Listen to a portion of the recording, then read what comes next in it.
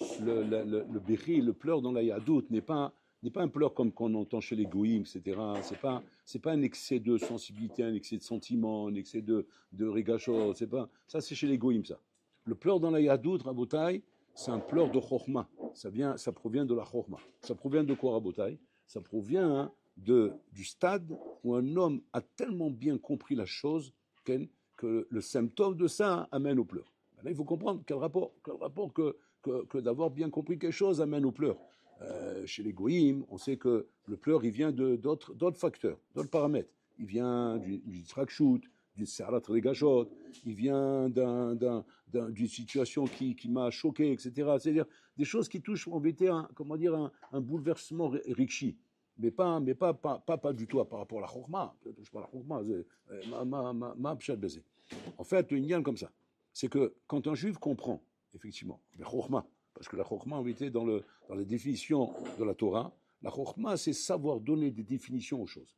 Ça, chorma. Après, il y a bina, c'est encore un autre inyan, c'est le mot d'avar, mitour d'avar. Aval chorma, c'est la tête, agdarot, l'école d'avar, d'avar. Quand c'est qu'on peut dire sur un ben adam, shu chacham, quand ce bonhomme, tu sens qu'il s'est donné d'agdarot aux choses. Il sait définir chaque chose comme elle est. Ça, c'est un adam chacham. Quand on arrive à la chorma, de savoir définir Mazé Hachem, c'est quoi Kadosh Baruch Hu? C'est quoi les fêtes? C'est quoi la pratique de la Torah? C'est quoi les misvot? C'est quoi l'étude de la Torah? C'est quoi la yadout? C'est quoi la imuna? C'est quoi le bitachon? Alors il faut qu'il y ait une chorma de tout ça. Il ne faut pas que ce soit quelque chose de désordonné dans sa tête. Malheureusement, ce soit simplement Rabotai des arachim, des valeurs qu'on a reçues un peu n'importe comment et qui se baladent dans nos têtes, Rabotai, sans agdarot, sans définition claire. Et que quand c'est sans agdarot, sans définition claire, alors les choses, Rabotai, peuvent se contredire et ça ne nous dérange même pas. On peut se trouver dans des stirotes, en train de vivre des stirotes. Selon mafria la nous, Rabotai. On peut être en galoute, mais c'est l'omafria la nous. L'omafria la nous, bichlal imayadout chez nous. On se dit même des fois de se dire, mais ok, on est mamie que le Mashiach doit venir, mais il doit être reconstruit, mais qu'est-ce que ça dérange s'il ne vient pas? Qu'est-ce que ça dérange s'il ne vient pas? Qu'est-ce que ça dérange si on n'a pas la Géoula maintenant?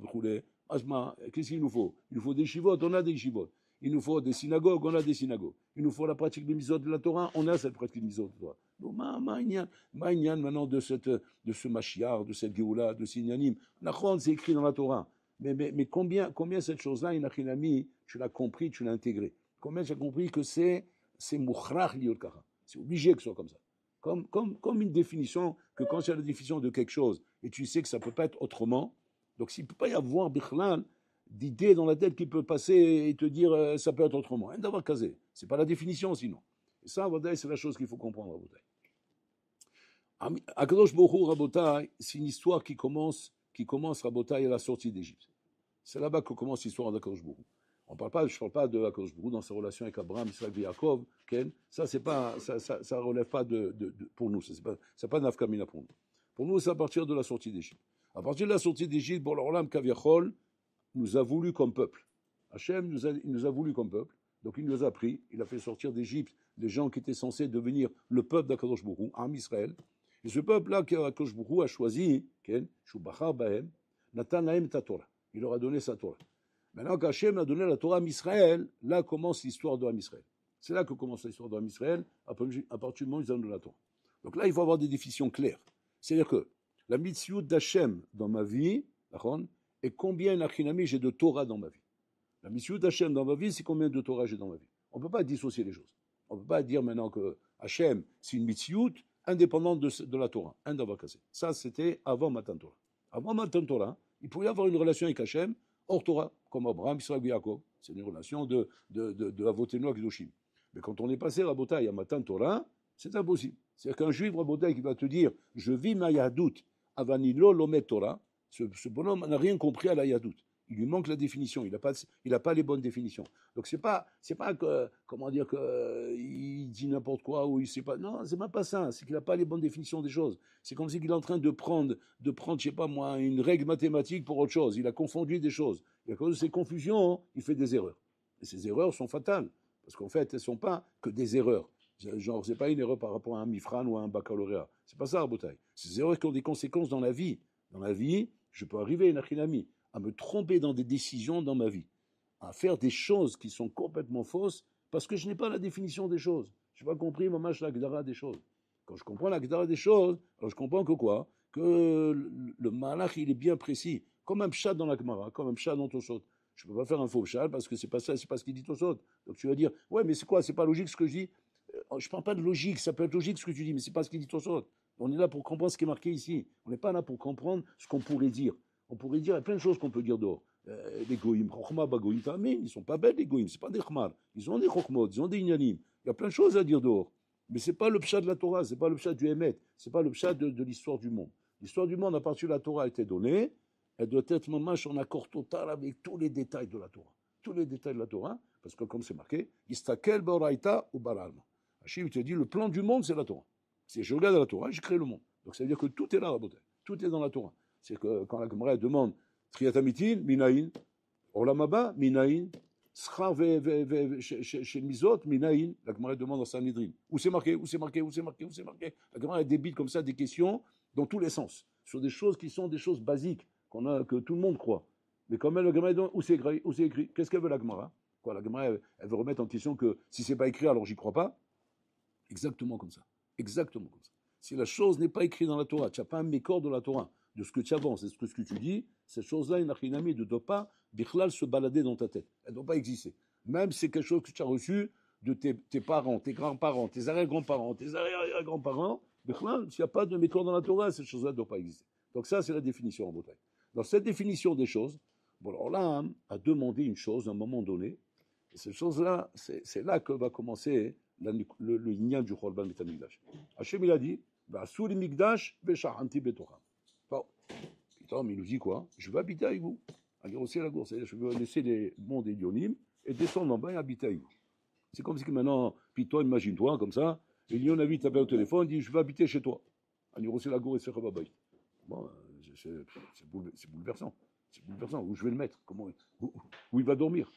Et comment je vais m'asseoir avec lui, comment je me lève le matin, comment je le regarde, qu'est-ce que je fais avec lui toute la journée.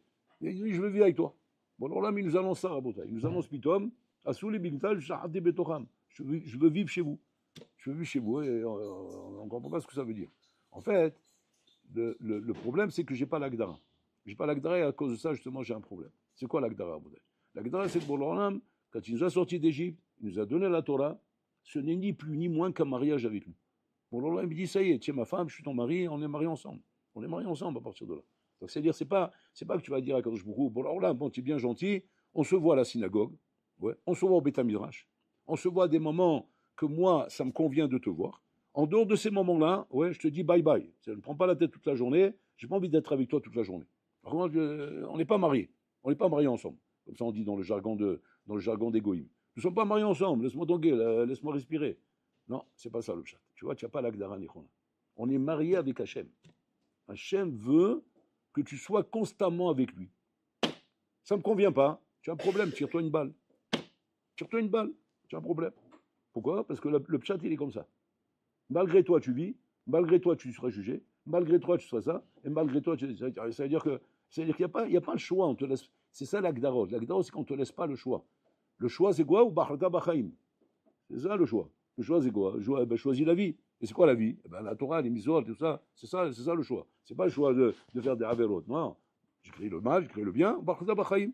Donc fais le bon choix. Donc c'est-à-dire que quoi? C'est-à-dire que je dois d'abord, avant de parler du Chorban Betamikdash, avant de parler du Shabbat, avant de pleurer là-bas, demander pourquoi je pleure pas, pourquoi j'ai pas ça, et pourquoi je sens pas, et pourquoi j'arrive pas. Avant d'arriver là-bas, Bichlal, pose-toi des questions qui sont bien avant tout ça. Est-ce que tu as compris, Bichlal, quelque chose dans le Mahalar de l'histoire d'Hachem avec Am Israël? Tu as compris quelque chose dans ce Mahalar? Si tu n'as rien compris là-bas, alors peut-être que tu ne peux pas comprendre le Chorban Betamikdash, peut-être que tu ne peux même pas comprendre Bichlal, mais c'est quoi, qu'est-ce qui s'est passé? Il y a une scène de ménage, ils se sont disputés, il a claqué la porte, il a tout fait péter, il s'est sauvé. Mais de quoi on parle? C'est quoi le film? Il arrive en plein milieu du film, il ne comprend rien au film, Rabotai. Le film, il faut regarder depuis le début, il faut comprendre une chose, Rabotai. Hachem s'est marié avec nous. À un moment donné, Hachem, il a dit, je ne vous supporte plus. Et nous, ça doit nous déchirer, Rabotai. De voir qu'Hachem ne peut plus nous supporter. Maintenant, pour qu'on soit déchiré de ça, et que ça ne nous dérange pas, il faut qu'on ait l'Agdarot. C'est-à-dire qu'on est marié qu'Hachem, et ça, c'est la beauté, c'est le choix d'une vie. C'est le choix d'une vie. C'est pas genre, je me retrouve là par la force des choses, et je sais même pas ce que je fais là. On est juif malgré tout, malgré nous, et on n'a pas envie d'être dans tous ces aspects dans cette vie juive. On a envie aussi de vivre un peu comme les goïms.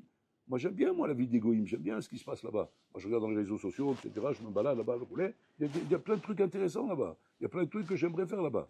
Putain, on te dit, non, Asso, c'est pas pour toi. Notre vie, c'est la vie que tu as avec moi, tu es marié avec moi, donc tu dois aimer ce que j'aime et pas aimer ce que j'aime pas. On s'assoit ensemble pour un film, le film doit nous plaire aux deux. C'est pas toi tu aimes ce film d'aventure et moi j'aime les films romantiques et maintenant on va se disputer tous les soirs pourquoi quel film on va regarder. Il faut que tu aimes les films que j'aime et moi j'aime les films que j'aime. Il faut que tu aimes ce que j'aime. Bon alors l'homme qu'est-ce qu'il aime? Il aime la sniout, il aime la pudeur, il aime la gdusha, il aime la hirachamaim, il aime la ta'ara. Voilà ce que je dois aimer moi. Si maintenant je sens pitom que moi j'aime le manque de sniout, j'aime la débauche, j'aime le bitouzman, j'aime les ta'avot, j'aime tout ça. C'est un problème. C'est un problème. C'est-à-dire, tu n'es pas Marie Kachem, c'est un problème. C'est-à-dire, tu n'as pas les définitions qu'il faut. Donc le problème, il est là-bas, en bouteille. Et que quand on entretient des choses comme ça à l'intérieur de nous-mêmes, c'est normal qu'on n'arrive pas à pleurer pour le Korban Betamikdash. C'est normal qu'on n'arrive pas à s'endeuiller pour quelque chose, en bouteille, qui n'est pas, un ikar bishvilanu. C'est pas ça le ikar pour nous, en bouteille. C'est ça le inyan, en bouteille. Donc d'abord, il faut, bien corriger nos hashkafot, bien corriger tout ça, comprendre notre histoire en bataille. Nous sommes en Israël, qui sont sortis d'Égypte, on a reçu la Torah, on s'est marié avec Akadosh Borou, Hachem Rabotai, Oev Otanu, Oavim Oto, il nous aime et on l'aime, on doit vouloir Rabotai cette vie commune avec Hachem, cette vie où on veut qu'il revienne, on veut qu'il reconstruise le Beth Amikdash, on veut que la Malchut de David revienne en place, on veut que la Gdusha et la Tahara reprennent sa place en Israël, Rabotai. Est-ce que, si je me pose la question, Anirotse de Kolze, je veux tout ça? Je veux qu'il y ait la Gdusha en Israël, je veux que ce soit la vie comme à l'époque des Tanaïm, comme à l'époque des Nevi'im, où c'est fini tous ces ch'touillottes-là, tous ces réseaux sociaux, toutes ces connexions, c'est fini tout ça, plus d'internet, plus de rien du tout.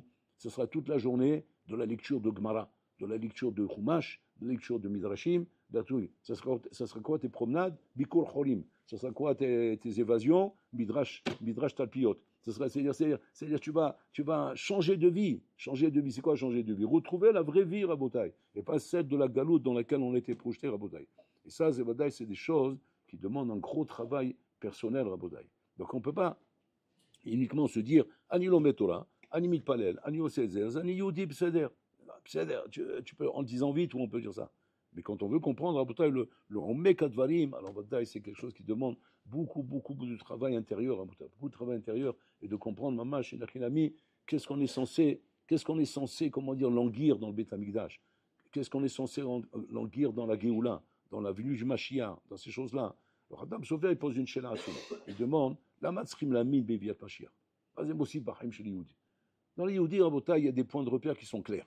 Il y a Olam Haba, Olam Hazeh, Gehinnom. Voilà. Donc les points, ils sont clairs.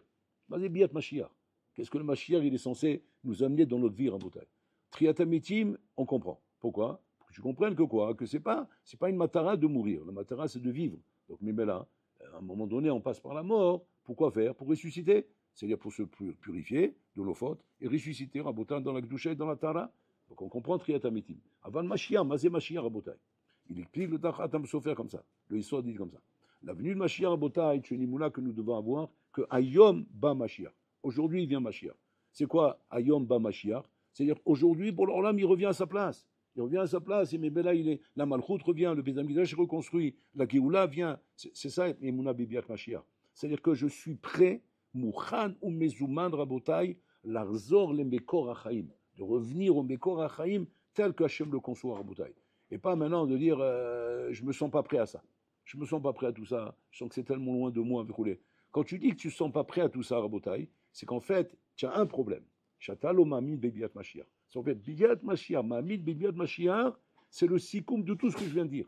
C'est le sikoum de dire, j'attends que ça, que le Bédin soit reconstruit, qu'on reprenne notre place, qu'on soit dans la Gdusha, dans la Tahara, dans la pureté, qu'on ne voie plus, Rabotai, de débauche sur la terre d'Israël, qu'on ne voit plus de Touma, qu'on ne voit plus de bêtises comme on voit aujourd'hui, Rabotai, et qu'on voit nos enfants, Rabotai, revenir dans la Gdusha, dans la sainteté, dans la Tahara, dans la Yirat Shamaim. Ça, c'est Etmami Biyat Mashiach. Parce que le Mashiach, dès qu'il arrive, hop, tout ça, ça change.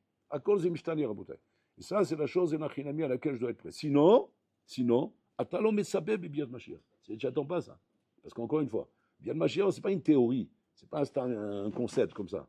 C'est halakha le maaseh. Halakha le maaseh. Tu peux pas dire maintenant, j'ai invité Baba Saleh à la maison, il arrive. C'est-à-dire quoi, il arrive? C'est-à-dire qu'il arrive. Il arrive, c'est-à-dire d'un instant à l'autre, il peut débarquer. C'est pas, tu peux pas dire maintenant, non, c'est une blague. Non, je l'ai invité, mais j'espère il a refusé, parce que bon, c'est ça, par politesse, j'ai dit ça. Mais il ne viendra pas. Donc en vérité, je me rassure en disant, il ne viendra pas. Habibi, tu ne l'attends pas alors. Tu ne l'attends pas. Tu dis, oui, mais je l'ai invité. Ça rime à rien ce que tu dis. Si tu ne l'attends pas, ça rime à rien. C'est pareil le Mashiach. Tu l'invites, ok, tu l'attends. Tu l'attends, ça veut dire quoi? Je suis prêt à tout instant, Rabotaille, à ramasser mes clics et mes claques et aller là où Bola Olam il veut que j'aille. C'est-à-dire que je ne suis pas cachour à rien. Je ne suis pas cachour à quoi que ce soit hein, de ce qu'il y a dans ce Olam, que quand le Mashiach va venir, il va me dire ça, stop, et que je vais dire j'ai du mal. Je suis prêt à tout changer à la Makom. Ça, c'est bien le Mashiach. Donc on regardez combien on est loin d'Agdarot, combien on est loin de ces choses-là, Rabotaille. C'est ces choses-là qui doivent nous faire pleurer pour le Chorban Betamikdash, Rabotaille. De voir combien la galoute nous a éjectés, mais éjectés grave en bouteille. À tel point qu'on se dit, mais alors à ce moment-là, qu'est-ce qui reste de la Yadout? Qu'est-ce qui reste de la Yadout? À part l'apparence superficielle des choses, qu'est-ce qui reste en bouteille? Ben on met qu'est-ce qui reste? Mais c'est une question. On n'a pas le droit de dire ça toute l'année. Parce que toute l'année, à bouteille, c'est mériage de dire ça, c'est décourageant de dire ça. Mais pendant cette période, il faut être émettre. Qu'est-ce qui reste? Il ne reste plus rien. À l'époque, il ramène le Rapinkouz à bouteille. Comme Balabaït, un c'est un bolan en Botaï qu'il a fait, normalement il a fait la yeshiva, parce que, comme il disait Rafrakin, un juif ne peut pas sortir dans la vie sans avoir fait la yeshiva. La yeshiva, il faut la faire, quoi qu'il arrive. C'est-à-dire que tous ces juifs, tous ces copains que vous avez, ouais, qui sont dans la nature, fait des électrons libres en Botaï, qui n'ont pas fait des yeshiva, ouais, ce sont des brebis égarées. Eux, il faut leur acheter vite le guide des égarés pour leur expliquer par où ils doivent passer. Il faut la yeshiva. Rafrakin disait, il faut faire la yeshiva pas pour apprendre à étudier. Pas pour un non, apprendre à étudier, ça, toute ta vie, tu peux apprendre à étudier. Pour pas chaud de savoir Mazé Youdi, Mazé Lioti Youdi. Donc, ça, c'est une chose. Maintenant, ça, à partir du moment où il a pris l'ami en Boulogne, il a compris ça. Et qu'il a compris, il a compris qu'on doit faire les Shiva pour apprendre à être Youdi en Botaï. Donc, ça veut dire que maintenant, je suis censé, normalement, après mon parcours à l'Eshiva, avoir compris, comment dire, les Agdarot de chaque chose. Agdarot chez Claude d'avant. C'est-à-dire, je dois savoir dire maintenant, j'ai un problème avec ça et avec ça. Voilà les problèmes où ils sont chez moi. Et ces choses-là, c'est des choses que je dois régler absolument. Je dois mettre du céder là-dedans. Et pas continuer à vivre comme si rien n'était. Comme si rien n'était. Comme l'autruche Rabotaille. Comme l'autruche qui est sur les voies ferrées, et que sa copine, elle lui a dit, mais sors de là. Elle dit, non, mais il y a des grains là, je rigole, ils sont trop beaux les grains là. Mais d'accord, mais il y a un train qui va arriver là. Par où il arrive? Par là-bas. Ok, c'est pas pour, ils se mettent de l'autre côté, ils continuent à ramasser les grains. C'est ça l'autruche Rabotaille. C'est la blague de l'autruche. La blague de l'autruche Rabotaille, elle est débile. Mais en vérité, c'est ce que tu fais du matin au soir, tu fais l'autruche. C'est quoi? Je ne vois pas les problèmes. Il y a un problème, je ne le vois pas. Quoi? Aussi facilement que ça, tu fais sauter un problème? Oui. Comme c'est marqué en Égypte. Qu'est-ce que c'est marqué en Égypte? Il a dit, mon cher Rabbi, il est premier, il leur dit, bon, préparez-vous là, demain, il va tomber barad. Alors il demande, c'est quoi barad? Une grêle comme on connaît, genre les grêles d'été, les orages d'été, comme ça, la grêle. Je dis, non, barad, c'est quoi? C'est que le plus petit grêlon, oui, Habibi, c'est un bloc de glace comme ça. C'est un truc comme ça, c'est 10 kilos. C'est 10 kilos, c'est ça la balade. C'est ce que toi tu vois comme ça, qu'à une époque, je ne sais pas, bon, si vous vous rappelez en France, les voitures, elles étaient cabossées. Cabossées, Rabotaille. Il n'y a plus de voitures. On dirait qu'ils ont scriblé de balles. Ça, c'est un petit échantillon. Mais là, Habibi, c'est des blocs comme ça. Maintenant, ce bloc-là, c'est pas que de la glace. C'est la glace, du feu, le faux, toutes les clalottes du monde tombent dans un bloc comme ça. Maintenant, il prévient un paro. Il a dit, alors, il est gentil, mon cher, il a dit, conseil d'amis, restez à la maison. Sortez pas dehors, parce que sinon, chez Malahem. C'est un bolan, il ne s'en sort pas, il se met là-bas dehors, il meurt. Qu'est-ce qu'elle dit la paracha? Celui qui ne fait pas attention, il est sorti dehors. Ça veut dire quoi, l'Ossamlev? Tu veux quoi? Il a un doute si ça va se passer ou pas. Hazaka de Hazaka, que quand Moshe dit quelque chose, c'est la météo. C'est fait la météo. Ouais, la météo, tu y crois, non? Et demain, elle va pleuvoir, on laisse tomber le pique-nique. Pourquoi? Parce qu'on croit à la météo, il se trompe pas normalement. Là, Moshe Rabbeinu, c'est pire que la météo. C'est le beau de météo. C'est le patron de la météo. C'est-à-dire, il dit une chose, ça va se passer. Donc, c'est pas dire que ça va se passer comme ça. Donc, demain, on se prépare. Si tu n'as pas des casques intégrales, et même avec ça, tu ne vas pas t'en sortir. Parce que même un casque intégral, tu comprends? Je t'envoie une rocher comme ça, un rocher de 10 kilos sur le crâne, oui, je t'éclate la tête dans le casque intégral, je te fais là-bas de la purée à l'intérieur du casque. Donc, c'est même pas la peine d'essayer. Qu'est-ce qu'il dit là-bas? Michelo Samlev. C'est quoi le Samlev? Rachid dit, d'avoir un soum là-bas. Il dit, l'ossam et davar et libo. L'ossam et davar et libo. C'est-à-dire, pas, il dit pas là-bas, il croit pas. Pas, il dit, non, il croit pas à ce qu'il dit. Il dit, non, il croit, il croit. Moi, je fais pas attention. L'ossam lève. C'est noir. C'est ça la force du Yisra en bouteille. La force du Yisra, c'est que quand un bonhomme en bouteille, il ne veut pas changer sa vie. Il ne veut pas changer de mode de vie. Il ne veut pas changer des choses qui sait très bien que ces choses-là, en bouteille, sont le shoresh du Choban. Et tu ne peux pas t'asseoir Shabbat en train de pleurer, ça doit faire le mytho en train de pleurer, alors que le shoresh du Choban, c'est toi qui l'entretiens. Maintenant, pourquoi si tu entretiens des choses pareilles, l'eau ça me lève. Tu fais l'autruche sur la voie ferrée. L'eau ça me lève. C'est marqué, l'eau ça me lève. Et ça, ça, c'est une chose qu'il faut faire très, très attention.